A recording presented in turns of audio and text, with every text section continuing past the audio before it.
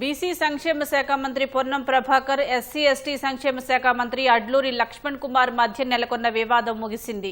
ఈ మేరకు పీసీసీ అధ్యక్షుడు మహేష్ కుమార్ గౌడ్, మంత్రి వాకిటి శ్రీహరి, ఎమ్మెల్యేలు మక్కన్ సింగ్ రాజ్ ఠాకూర్, కవంపల్లి సత్యనారాయణ, శివసేనారెడ్డి, సంపత్ కుమార్, అనిల్, వినయ్ కుమార్ తదితరులు సయోధ్య కుదిర్చారు. పార్టీ కోసం ఒక మెట్టు దిగడానికి సిద్దమని అడ్లూరి లక్ష్మణ్ తెలిపారు. తానెప్పుడూ పార్టీ లైన్ దాటలేదని తెలిపారు. తాను అనకపోయినా పత్రికల్లో వచ్చిన దాని ప్రకారం లక్ష్మణ్ కుమార్ బాధపడినందున ఆయనకి క్షమాపణలు చెబుతున్నట్లు పొన్నం తెలిపారు. కరీంనగర్లో మాదిగ సామాజిక వర్గంతో కలిసి పెరిగినట్లు ఆయన వివరించారు. ఎలాంటి అపోహలు ఉండొద్దని విజ్ఞప్తి చేస్తున్నట్లు పొన్నం ప్రభాకర్ వివరించారు.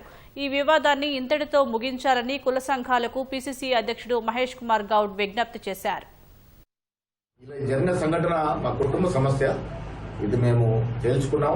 యావత్ మాదిగ సమాజానికి పొన్నం ప్రభాకర్ గారు క్షమాపణ చెప్పినారు కాబట్టి ఈ సమస్య ఇంతటితో ముగింపు చేయాలని నేను కూడా మీ అందరూ కూడా విజ్ఞప్తి చేస్తా ఉన్నాను.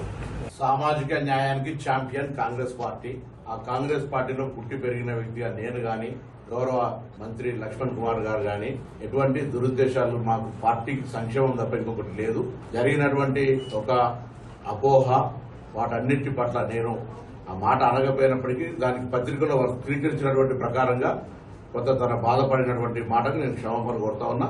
ఆ అపోహ ఉండద్దు అనేటువంటి మాట నేను మరొకసారి ప్రత్యేకించి విజ్ఞప్తి చేస్తా ఉన్నా. ఏది ఏమైనా కూడా మా సహచర ఒక బీసీ బిడ్డగా మా ప్రభాకర్ అన్న మా జిల్లాకు సంబంధించినటువంటి మంత్రిగా వారు మీరు గౌరవించుకుంటారు. వారు ఏదైతే జరిగినటువంటి సందర్భాన్ని మాటను నేను క్షమాపణ కోరుతున్నటువంటి అంశం లోపల యావత్తు నా తెలంగాణ ఉన్న ప్రజలకు, మా మాదిగ జాతి వర్గాలకు కూడా నేను మనస్ఫూర్తిగా నేను నమస్కరించి మనవి చేస్తున్నా. ఈ ఇష్యూ ఇంతటితో సమస్యపోవాలని మీ బిడ్డగా నేను కోరుతున్నాను.